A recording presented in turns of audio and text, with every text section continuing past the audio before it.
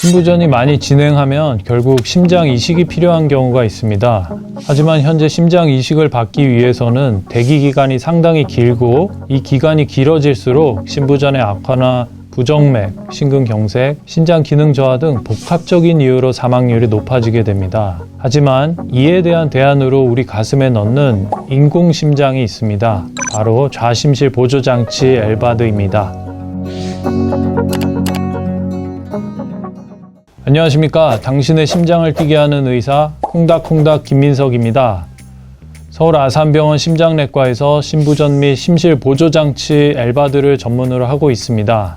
심장은 아주 강력한 펌프 작용으로 온몸에 혈액을 공급하는 기관입니다. 하지만 말기 심부전 환자들은 이러한 심장의 펌프 기능이 작동하지 못해 온몸에 혈액을 공급 못하고 결국 충분한 영양을 공급받지 못한 우리의 신체들은 하나씩 그 기능을 잃어가게 될 것입니다. 이러한 말기 심부전은 일반적인 암보다도 예후가 훨씬 안 좋다고 알려져 있습니다. 심장 기능이 생명을 위협할 정도로 떨어진 말기 심부전 환자, 심장 이식이 필요할 정도로 심장 기능이 떨어진 환자들에게 다는 인공심장이 있습니다. 바로 좌심실 보조장치, 소위 엘바드라고 불리는 장치입니다. 좌심실 보조장치는 심장의 펌프 기능을 대신해서 온몸으로 혈액이 잘 순환될 수 있도록 도와주는 기계 장치입니다. 심장 부위 중 펌프 기능을 담당하는 곳은 좌심실, 우심실이 있습니다. 이 중 좌심실이 가장 강력한 펌프 기능을 담당하는데 좌심실에 조그만 기계를 달아 좌심실에서 대동맥으로 피가 나가는 펌프 역할을 기계가 대신해주는 것이 좌심실 보조장치입니다. 따라서 펌프 역할을 하는 이와 같은 기계가 몸 안에 들어가고 이 기계가 작동할 수 있도록 외부 배터리와 연결해주는 연결선, 즉 드라이브 라인이 좌심실 보조장치에 달려 있습니다. 물론 이 연결선은 몸 안에서 몸 밖으로 나오게 됩니다. 배터리는 일정 시간 간격으로 휴대폰 충전하듯 몸 밖에서 갈아주면 되겠습니다. 이름도 생소한 좌심실 보조장치 일명 엘바드라고 불리는 이 장치가 필요한 이유는 크게 세 가지입니다. 첫째는 심장 이식을 기다리기 위한 목적입니다. 먼저 심장 이식의 현황에 대해 이해할 필요가 있습니다. 심장 이식은 말기 심부전 환자가 받는 최후의 수술적 치료 방법이지만 기증자의 심장이 부족하기 때문에 대개 수개월에서 1년 이상 대기가 필요합니다. 하지만 말기 심부전으로 심장 이식을 대기하는 환자의 1년 생존율은 한 20에서 30% 정도로 매우 낮아서 이식을 기다리다 수술을 못 받으시는 분들도 있습니다. 좌심실 보조장치의 1년 생존율은 전 세계적으로 80%, 본어는 한 85% 정도로 알려져 있는데 심장 이식까지 비교적 안전하게 대기할 수 있게 해줍니다. 둘째는 고령이나 동반 질환이 많아서 심장 이식의 조건이 되지 않는 분들에게 평생 더 오래 살 수 있게 이 장치를 달기도 합니다. 마지막으로 현재는 심장 이식을 당장 하기에 애매한 환자분들이지만 추후에 안정되면 이식을 고려할 수 있는 분들에게 좌심실 보조장치를 달 수 있습니다. 좌심실 보조장치를 착용하는 순간 말기 심부전 환자의 일상은 많이 바뀌게 됩니다. 그동안 심장을 잘 뛰게 해주는 주사강심제를 달아야 겨우 나아지던 호흡곤란이나 피로감 등이 금방 호전됩니다. 말기 심부전에서 갑자기 부정맥 등으로 막 쓰러지시는 경우도 있는데 이런 경우도 많이 줄게 됩니다. 증상이 호전되면 퇴원도 가능해서 정기적인 외래 방문만 하시면 됩니다. 이전에는 어려웠던 걷기, 달리기, 이런 유산소 운동이나 헬스 등도 가능해집니다. 매일 샤워도 할 수 있고 가까운 곳으로 여행도 할 수 있습니다. 이렇게 일상이 좋아질 수도 있지만 반면 불편해지는 것 또한 있습니다. 좌심실 보조장치를 삽입받게 되면 이러한 장치를 신체 외부에 노출시켜야 하기 때문이죠. 드라이브 라인이라고 하는 연결선이 몸 밖으로 나와 있습니다.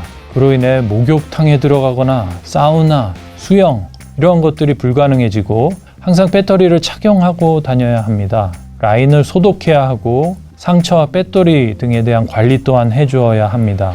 또한 전기 부품에 손상을 주고 좌심실 보조장치가 부적절하게 작동하고 정지될 수 있는 장치 및 환경은 피하셔야 합니다. MRI나 공황 검색대 그리고 전자파 제품에 너무 가까운 사용 등이 이에 해당되겠습니다. 또한 중요한 것 중에 하나가 펌프 내 피가 굳는 혈전을 예방하기 위해 피를 묽게 해주는 아스피린 그리고 와파린 같은 약을 꾸준히 복용하셔야 합니다. 그렇기 때문에 이러한 약물의 기능을 떨어뜨릴 수 있는 비타민 K 함량이 높은 식품은 주의해서 드셔야 합니다.